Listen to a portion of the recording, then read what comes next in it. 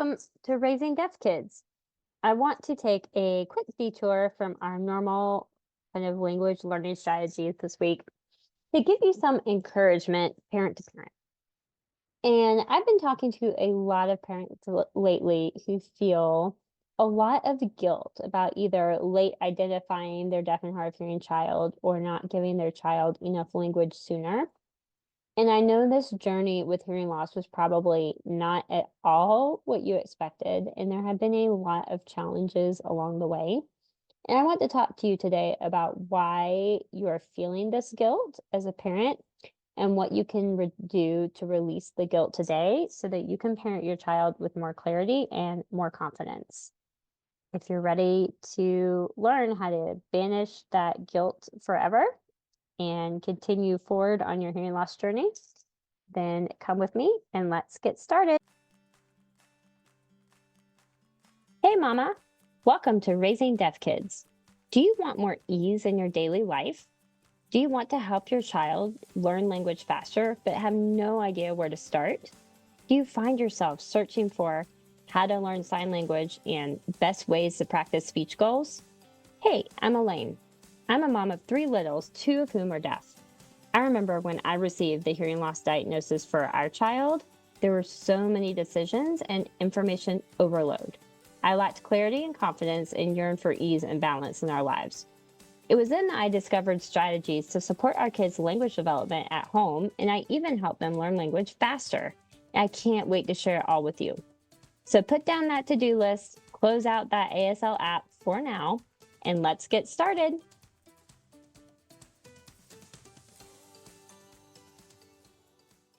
Hey, have you been thinking about starting a podcast? Maybe you've been listening to podcasts and thinking, hey, I can do that.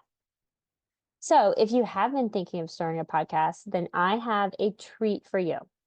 So my podcast coach, Stephanie Gass, is hosting a special live 5-day challenge. I am not doing this podcasting thing on my own.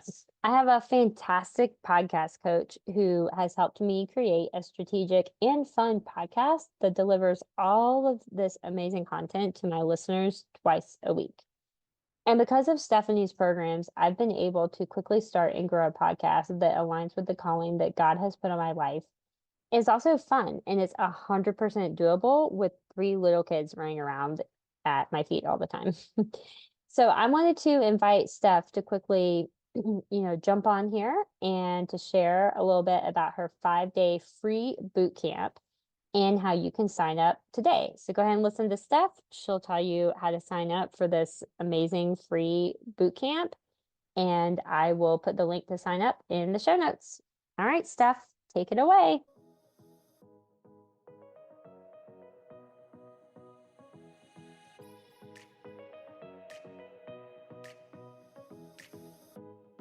What's up, new friend? I'm Steph Gass. I know you just heard a little bit about me, but I wanted to personally come on and invite you to the Profitable Podcast Bootcamp.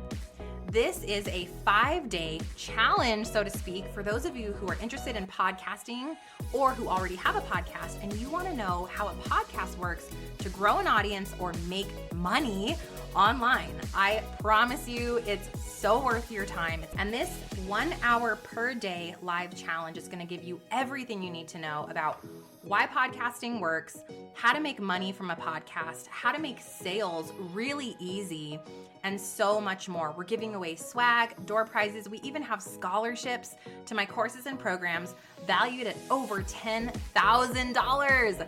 So we just wanted to come on and invite you to be part of this challenge. Head right now over to stephaniegass.com/bootcamp. That's stephaniegass.com/bootcamp and get registered right away. You'll get entered to win free swag. And the best part of all is you're going to learn how podcasting can potentially be a way for you to truly grow, make an impact and income in an online business, and allow you to have that freedom and that fruit of not feeling like you are tied to social media 24/7 or having to do 100 different things to figure out a way to be successful for the kingdom of God. This is going to lay all of those pieces out for you in alignment with your faith. Again, stephaniegass.com/bootcamp.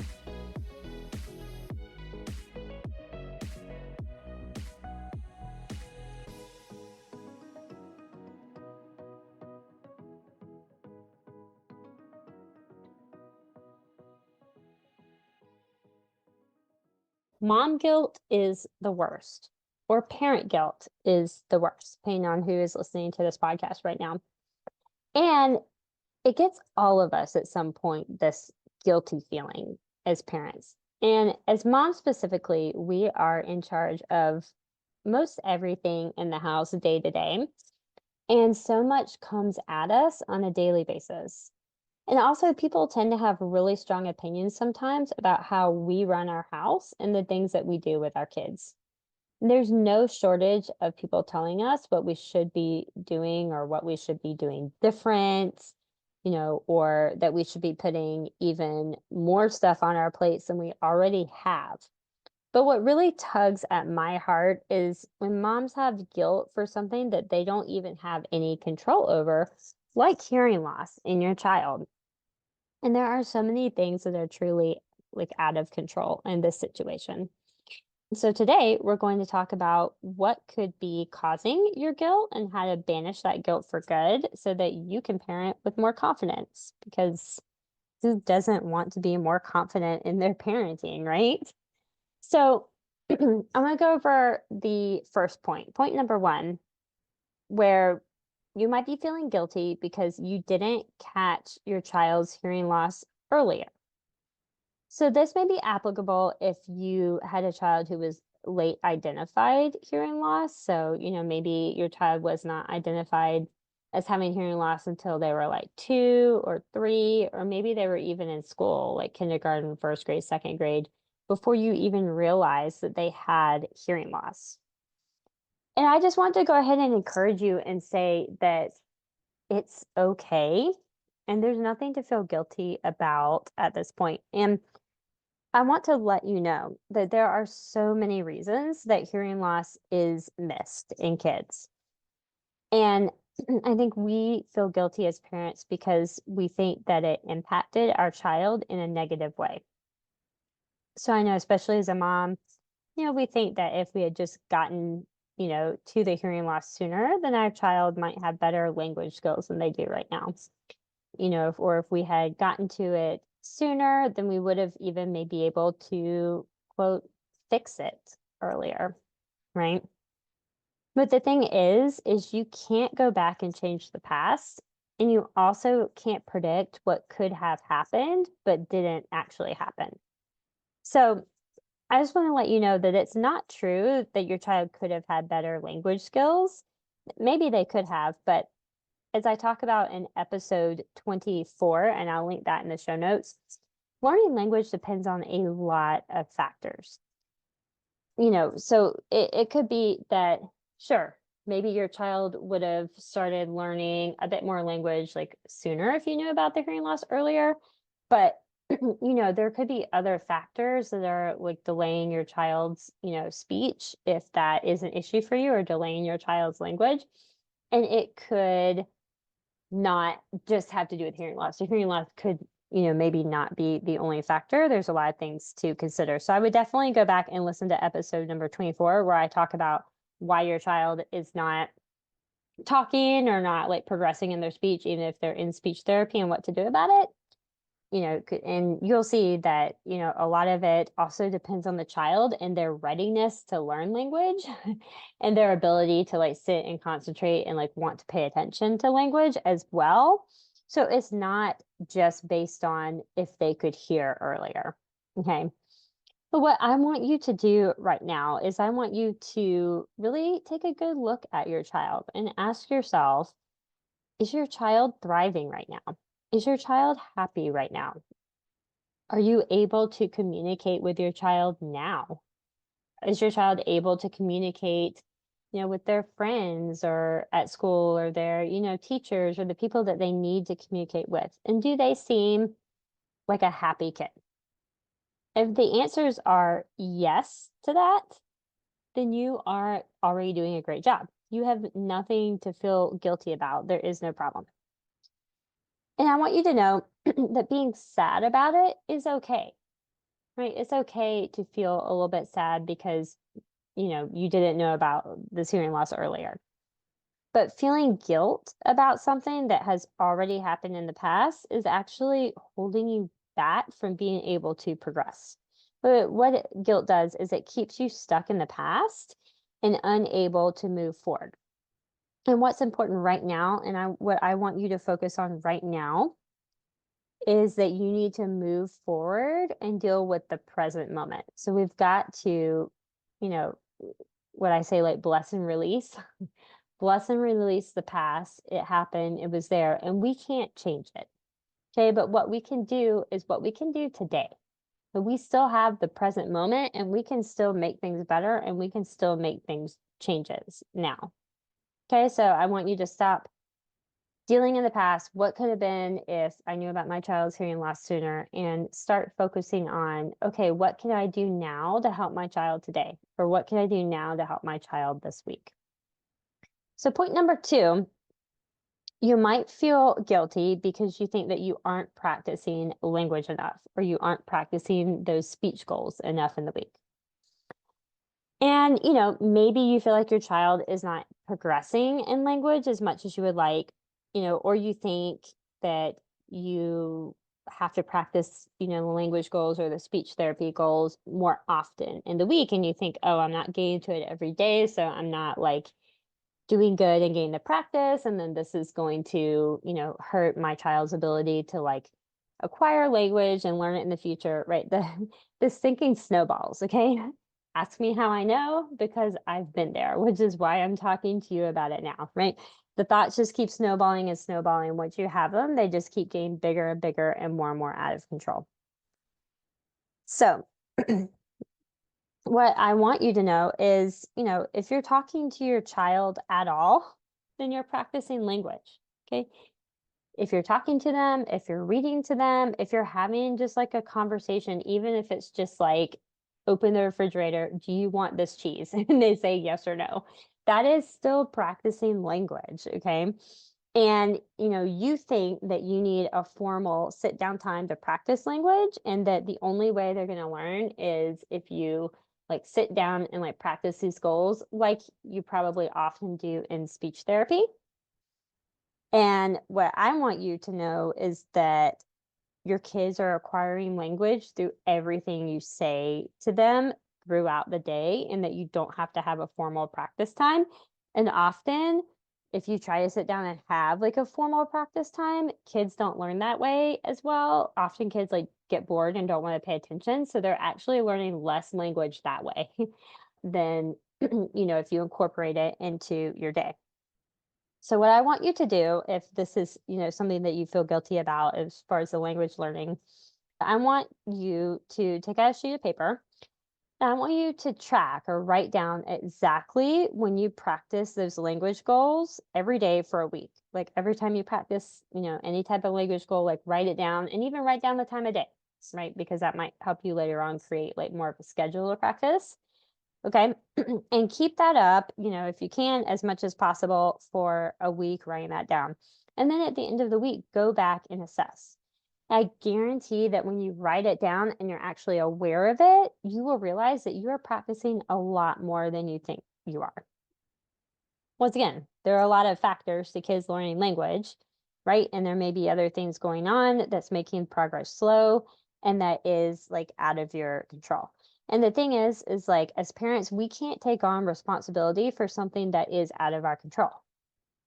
What I also want you to do is assess what is in your control and what can you do and what isn't in your control. So in this situation, what is in your control is the amount of time that you're practicing, the amount of conversation that you're having with your child, the amount of reading that you're doing with the child, the reading strategies that you're doing, while you're reading. So you're doing other things other than just reading the words, like you're talking about the pictures and talking and asking questions about the story, and you're having those conversations in the day with your child. That is what is in your control right now. What is not in your control in this situation is if your child is paying attention or not, if your child is bored or not, if your child is tired or not, if your child is hungry and doesn't want to pay attention, if your child is distracted and doesn't want to pay attention, if your child's brain just takes longer to process the language, and so they may not be producing the language as fast because their brain, has to take it in and process it before they produce it. Okay, those are things that are not in your control, but they affect the rate at which your child may produce that language. Okay. So, what I want to say is that there's really no reason to feel guilty about this. And, I guarantee if you're feeling guilty, you probably are doing the right things. Okay, because you are like aware to some degree. And what I was saying is instead of feeling guilty, take that guilt out of the equation because, like we talked about before, it's just keeping you stuck in the past. And guilt is just keeping you in like a cycle of more guilt and feeling bad. Okay. And you got to get out of that cycle. So instead of just feeling guilty that I'm not doing this or that, which causes you to feel more guilty and causes you to not take action, actually, then what I want you to do is just track your progress this week and just collect the data and then just adjust based on the data. Okay. So we are just tracking and adjusting based on what you're actually doing and not on what we think or feel that we're doing. And the last point, well, actually, the third point, I think I have 4 points today. Okay. Number 3, point number 3. You might feel guilty because you aren't teaching your child sign language or American Sign Language and are afraid that you are language depriving your child or depriving your child of language if they aren't learning sign language. So I say this with all of the love. Sign language is having a big moment right now. And I think that is fantastic. I love seeing, deaf creators, deaf adult creators, deaf teen creators on the internet. I love seeing people have more awareness of sign language and learning it and using it and trying to be more accommodating to people that use it. I think that's fantastic. Unfortunately, as just about everything that goes on the internet and specifically on Instagram, a lot of misinformation is swirling around on the internet and on Instagram, and it's getting you to, kind of feel guilty about what language strategies you're using for your child.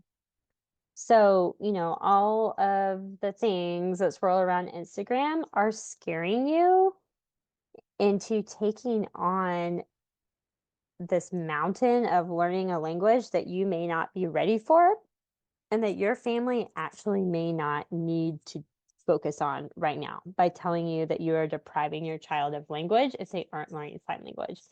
And I just want to offer to you that may probably not be true. I don't know, like I'm saying this now, I don't know every person who's listening. I don't know every person's situation, right? But I know that if you're here listening to this podcast, you're doing something with your kid because you want to know about language strategies, because that's what I talk about. And I know that you want to better yourself because that's why you're here and you want more information. So, I bet that you are actually doing really great language strategies for your kids if you're listening to this, or you're at least interested in knowing how to do it better. So, what I don't agree with is creators trying to scare parents into saying, if your language strategies for your child don't fit into this box, that all quote deaf children need to be in this box, then you're depriving your child of a language. And that's just not true. Okay. And having kids with cochlear implants and hearing aids also like muddies the waters a little bit when it comes to language strategies. Okay. Because kids with cochlear implants and hearing aids like do have access to sound, and they do have access to hearing and learning spoken speech more so than like a child who doesn't have any aids at all. And so, with the inventions of these, which I have 2 kids with cochlear implants, so I'm for, anything at this point that a parent wants to do. I'm just saying that sign language may not need to be a priority for every single family. Okay. And this is where it really comes down to like, one-on-one, like coaching and support, and what do you need for your actual family to communicate. So what I want to ask you, or what I want you to ask yourself, is please just ask yourself a simple question. Ask yourself right now, can I communicate with your child? And if the answer is yes, you and your immediately family members in your home can successfully communicate with your child, then you are fine. You are not language depriving your child. Okay. You are doing what your child needs if you can communicate, and guilt doesn't have a place here. Okay. So that's what I want you to know. And I want you to know that listening and spoken speech is not a bad thing. And I think a lot of like creators are unfortunately like making parents feel like it's a bad thing for your child to learn to like speak and listen. And it's not. Okay. It's all really just neutral. It just depends on what works for your family and what your child needs to communicate. So if you can successfully communicate with your child, whether you're using sign language, you're using sign language in English word order, which is like SimCom, whether you are using listening and spoken speech or cued speech or a combination of all of it or assigned exact English, whatever, if you are successfully like communicating everyday things with your child and they can communicate that to you, then your child is not language deprived and you're doing a good job.